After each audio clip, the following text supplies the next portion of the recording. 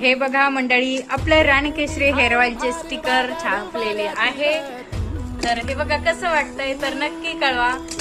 आणि साहेबांनी तर डायरेक्ट फोटो पण छापलाय माझा त्याच्यावरती.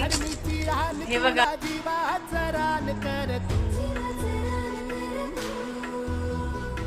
पेटून राव भार वादळ